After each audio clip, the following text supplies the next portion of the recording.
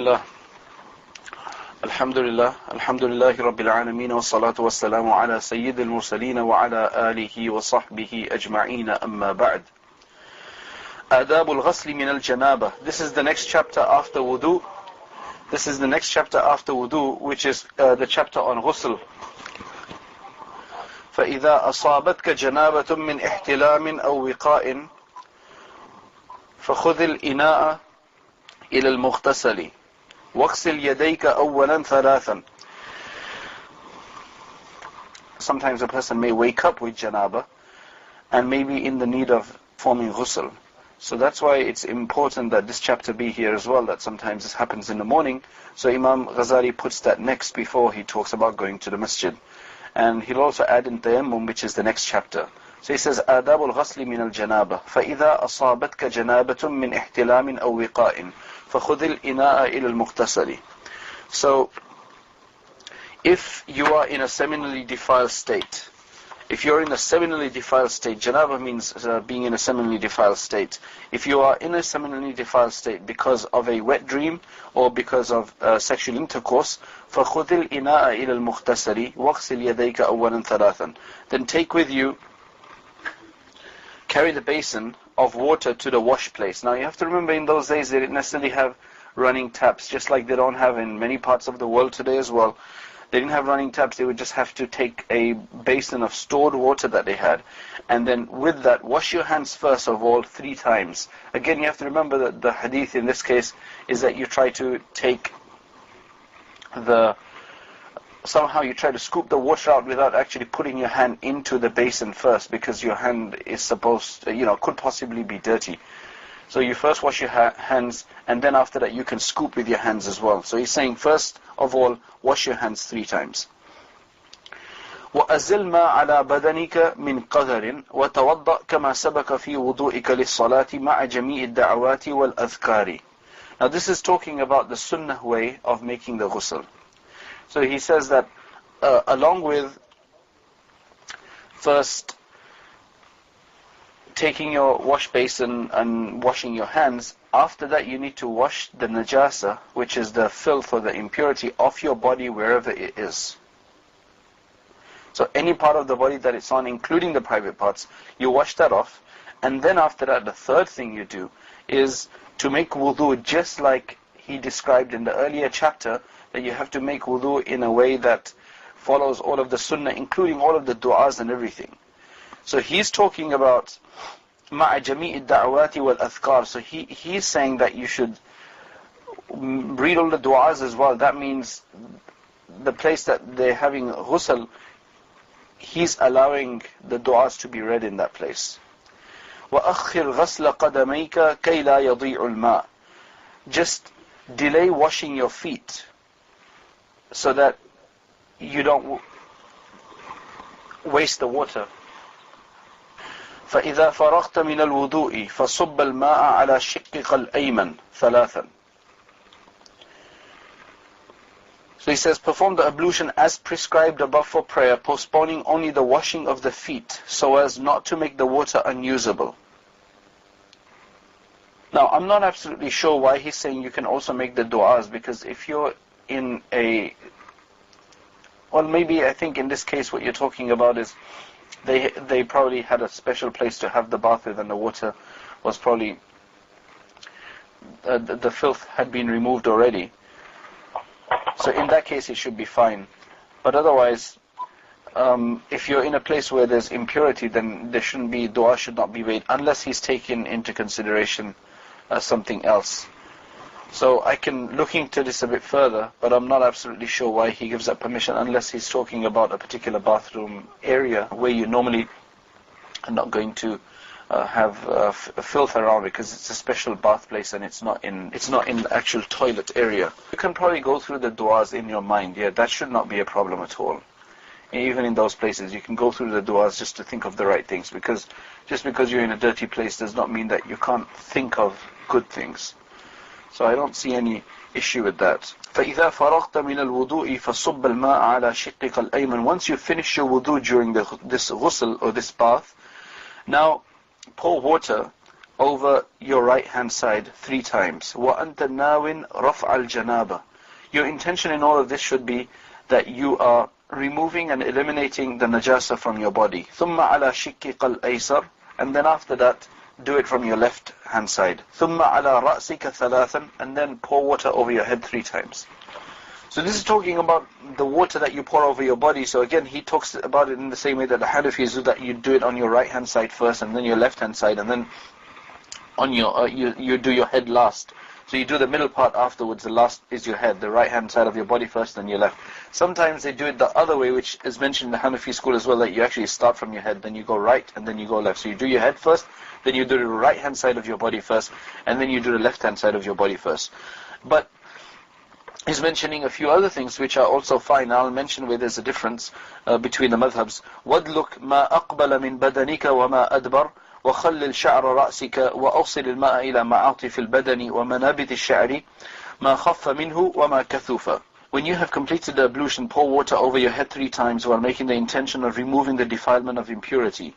Then over the right side of your body 3 times, then over the left hand side 3 times. We've done that already. Rub the front and back of your body. That helps to make sure that the water reaches everywhere. Wet the hair of your head and beard. Make the water reach the bendings of the body, which is the folds of the body, and the roots of the hair, whether the hair is thick or thin. So in that case, it's necessary to get the water to the roots of the hair. This is both necessary for men and women. So that's why sometimes men who have dreadlocks, it might be an issue, or anything that's in the hair that's maybe considered a barrier. But otherwise, getting to the roots of the hair is fine. I mean, the Hanafis have allowed where a woman's hair is braided very tightly, that she doesn't have to open them up, because braiding is a natural part of natural adornment for women. If they choose to use it, they don't have to open up their braids, but they do have to get the water to the roots of the hair.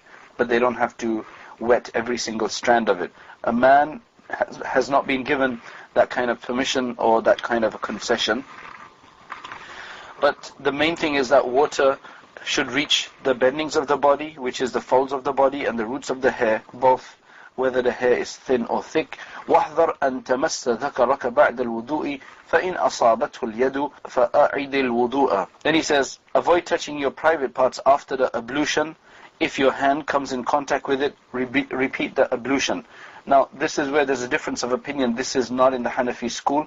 This is the Shafi'i opinion, most likely, that he's representing, which is that if one touches their private parts, then the wudu breaks. But that does not happen in the Hanafi school, right? That doesn't mean that it's recommended to touch or something. The point is that it won't break it. Not everything recommended, not everything which is permissible is done. Avoid, if your hand comes into contact with it, repeat the ablution, because their wudu breaks. They have to repeat the wudu, not the ghusl. وَالْفَرِيضَةُ مِنْ جُمْلَةِ ذَلِكَ النِّيَّةُ وَإِسْتِيعَابُ الْبَدَنِ بِالْغَسْلِ. So now to make sense of all of this as to what's fard and what's wajib, etc., Imam Ghazali says that out of all of this, what's fard is the niyyah, and to make sure that the entire body is covered with water. The entire body is washed. In the Hanafi school, it's only the second part. It's that the entire body, everywhere that you can have water reach, you make water reach to that part. All of that's considered to be the ghusl in the Hanafi school. Now, in different books, you'll see that some have mentioned 3 fara'id, some have mentioned 7 fara'id, some have mentioned even more. So, different books mention different obligations, but actually they're all one and the same. It's just some books kind of open them out a bit more, kind of detail every single aspect of them, and some just mention them in general. So really, in the Hanafi school, for example, there's only one fard in wudu if you go to look, in ghusl if you go to look at it, and that is that the entire body be washed, and you have the water reach every single place of your body that it's easily and conveniently possible to have water reach. Or actually, let's say reasonably possible to have the water reach. That's in the nose, in the mouth, in between the folds of skin. If somebody has a double chin or has layers of fat or whatever it is, to make sure that it gets between the toenails, gets into the belly button, into the kind of immediate inner portion of the ear. So anywhere it's possible to have water reach, that's what's most important. Niyyah is not necessary in the Hanafi school. It is necessary in the Shafi'i school. So basically in the Hanafi school, if a person is to become very wet or take a jump in a swimming pool, their wudu and their ghusl would be done as long as every part of their body got wet and their mouth and their nose also got wet sufficiently enough. ومن الوضوء غسل الوجه واليدين مع المرفقين ومسح بعض الرأس وغسل الرجلين مع الكعبين مرة مع النية والترتيب. So he's just adding the wudu aspect here.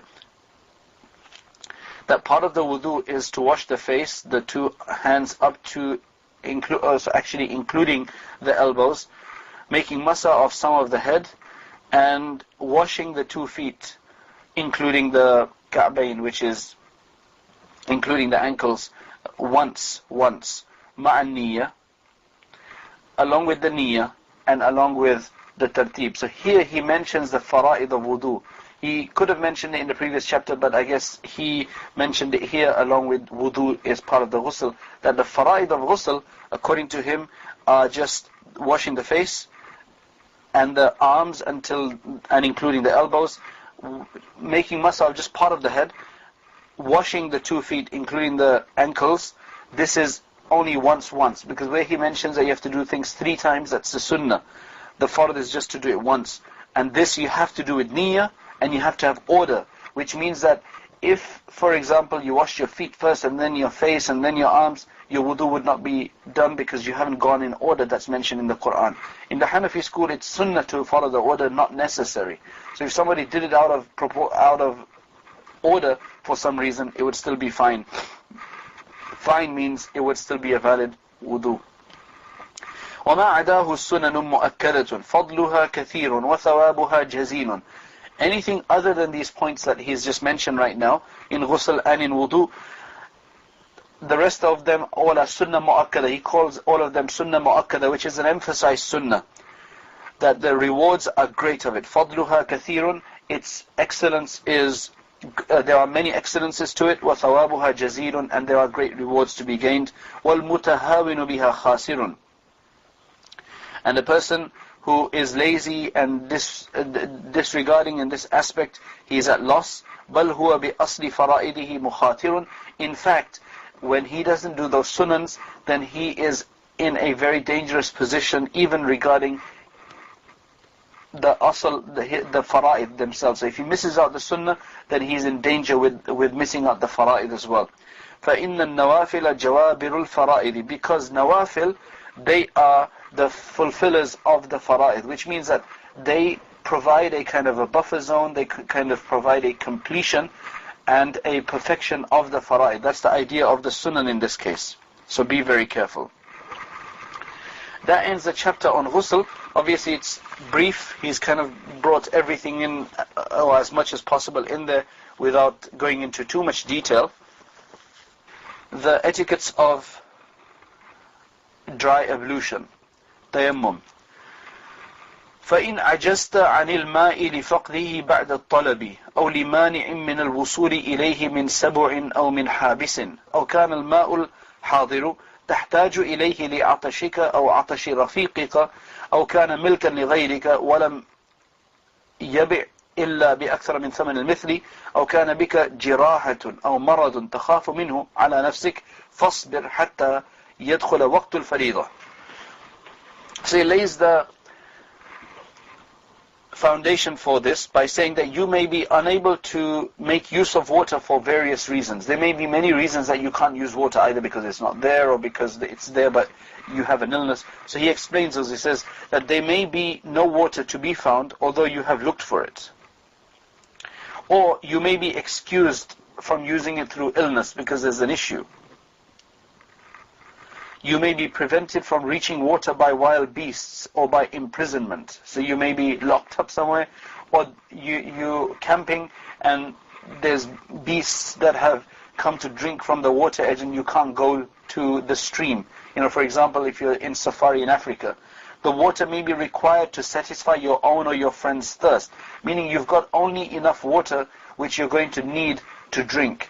And if you use this water for wudu or for ghusl, then you're not going to have enough water to drink. Now, drinking does not have a substitute.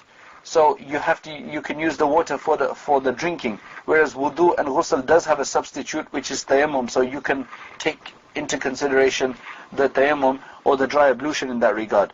So these are the different ways or different places or circumstances in which you may not have water. Then it says, the water may be the property of somebody else who sells it for more than the proper price. More than the proper price, an exorbitant price is not necessary for you to buy. If you've got enough money to just buy water to make wudu with, and the water is at just some regular price, then that's fine, that you can afford. Then you have to buy it. Or you may have a wound or sickness which makes you fear for your life, and you can't use water in that regard. In one of these cases, how do you make wudu? Wait until the time of the obligatory worship. Wait until that time comes in. Now this is an important point here, that he says you can't do it straight away, that you wait until the time of the salat comes in. Maybe the reason he's saying that is that in the Shafi'i school, tayammum is very different from in the Hanafi school. In the Hanafi school, once you make a tayammum for the right reasons, then your tayammum is fine. It's absolutely just like wudu until your problem is removed and until you can start using water again. You can make as many fard prayers as you want with it. You can make Fajr, Dhuhr, Asr, Maghrib and Isha if you stayed without water or if you're unable to use water throughout the day. And likewise, you can make as many nawafil prayer as you want with it as well. In the Shafi'i school though, you can only make one fard prayer with one tayammum, although you can make many nawafil prayer. So basically, once you've done your Dhuhr prayer, for instance, with tayammum, then to make Asr prayer when the time comes in, you're going to have to repeat your Asr prayer. So that's maybe why he's saying that wait until the prayer time comes in, because I'm not sure if they've also got a regulation that the tayammum has to be done within the prayer time as well. Which means that if a tayammum was made for Asr prayer, but during the end of the Dhuhr time, while you had not yet entered into the Asr time, would your tayammum be valid or not? I'm not absolutely sure about that in the Shafi'i school. In the Hanafi school, it would be valid because you can do it any time. So that's why he's saying that just be patient until the timing of the fard enters. ثُمَّ اقْصِدْ صَعِيدًا طَيِّبًا عَلَيْهِ تُرَابٌ خَالِصٌ طَاهِرٌ لَيِّنٌ فَاضْرِبْ عَلَيْهِ كَفَّيْكَ. Again, in terms of what to use for tayammum is also different in the Hanafi school and in the Shafi'i school. So he's saying here that ثُمَّ اقْصِدْ, then go and look for some good, pure, smooth soil. Actually, first he says, ثُمَّ اقْصِدْ صَعِيدًا طَيِّبًا. Go and look for some pure earth, on which there is soil which is pure, clean, and pure soil, pure, clean, and soft soil. So go and look for pure, clean, soft soil on some pure ground. فَاضْرِبْ عَلَيْهِ كَفَّيْكَ, and go and hit your palms onto it. ضَامًّا بَيْنَ أَصَابِعِكَ. But make sure that your fingers are together when you're doing this. So don't have them outstretched. Have your fingers together, he's saying. In the Hanafi school, it could be either way. So strike it with your palms and grasp it with your fingers. Wanwi istibahat as-salat. The intention that you make. Now, intention is necessary for tayammum in both the Hanafis and Shafi'i schools, and most likely in the other schools as well. The word tayammum itself means intention, to intend. So they've taken that into consideration. Plus the fact that soil is not considered in the Quran and other places to be have the property of cleansing, whereas water does. وَأَنزَلْنَا مِنَ السَّمَاءِ مَاءً طَهُورًا. Allah subhanahu wa ta'ala says that we send down for you water from the heavens which is purifying. Tahuran and tahiran. Tahiran means to be pure in itself, and tahuran means the ability to purify something else.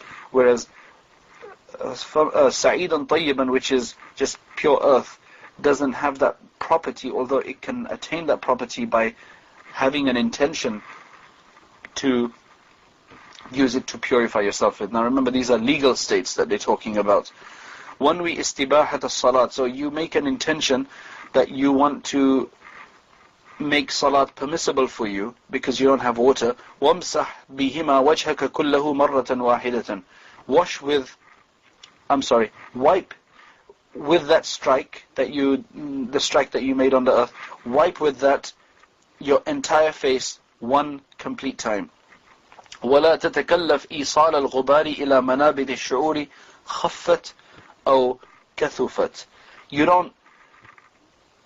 not required to make the sand reach the roots of your hair, whether it's thick or thin. You just wash over the surface. You just wipe over the surface. Just make sure that every surface that's visible is being wiped over. But you don't have to kind of separate the hair and make sure that you get to the roots, because that's very difficult. In this case, you're just going to be wiping over whatever can be seen. So whatever part of the skin can be seen, whatever part the hair is covering, you just wipe over the hair in that part. This is talking about the beard and obviously the eyebrows and other places. ثُمَّ انزِعْ خَاتَمَكَ. Then take off your ring. وَاضْرِبْ ضَرْبَةً ثَانِيَةً مُفَرِّجًا بَيْنَ أَصَابِعِكَ وَامْسَحْ بِهِمَا يَدَيْكَ مَعَ مِرْفَقَيْكَ. So take off your ring or anything else that you have on your hand, maybe your watch as well, because you have to make sure that now you're going to do your arms, so the entire arm is covered. Rub your hands, including, it says, then take off your signet ring, strike the sand a second time with your fingers spread out.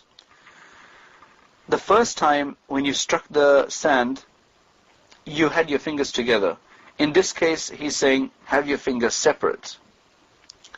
This is the Shafi'i method of doing it, or this is Imam Ghazali's mentioned method. In the Hanafi school, there's no special way of keeping your fingers in for the two different instances.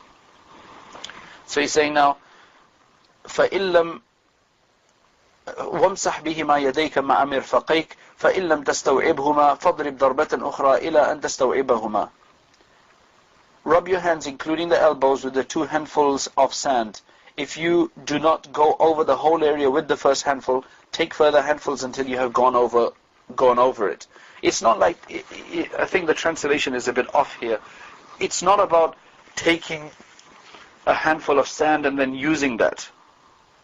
That's not the idea. It's just striking the sand, whether you get any sand on your hands or not.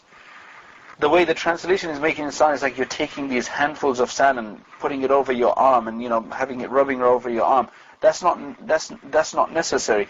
In the Hanafi school, at least, you can go with a clear marble piece and you could just strike your hand on that clear marble piece and then just wipe your hand over your face. There's going to be nothing on your hand because it's just completely clean, pure, washed piece of marble or granite. And you can wipe your hands with it. You can wipe your arms with it and your face with it. He's kind of mentioning more about what Imam Ghazali mentions is that you just strike your hand and then you go over it. Now there may be some soil on your hand, so you can use that if you want to. In the Hanafi school, you actually shake off the excess soil. You can't rub your hands together to shake it off, but you can kind of just bang them together a bit to make sure that there's not too much soil on your hand. So it looks like they've got it a bit different here. ثُمَّ امْسَحْ إِحْدَى كَفَّيْكَ بِالْأُخْرَى. You have to make sure your entire arm is covered with a wiping.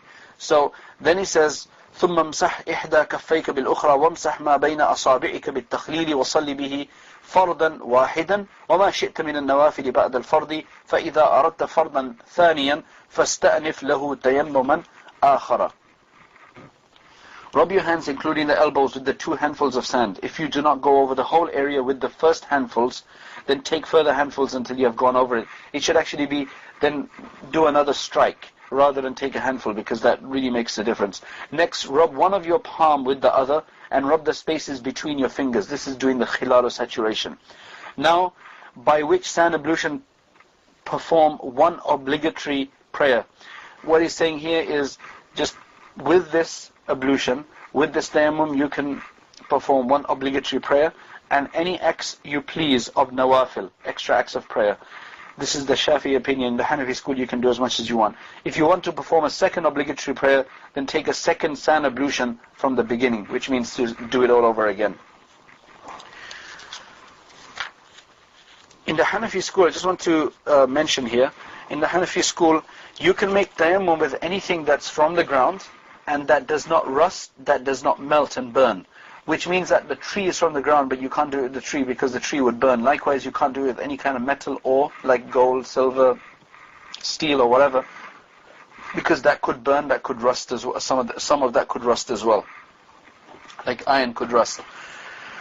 You can do it with anything that comes out of the ground that does not burn or rust, and that means, for example, things like sand, things like granite, or other kinds of stone that come out. For example, marble.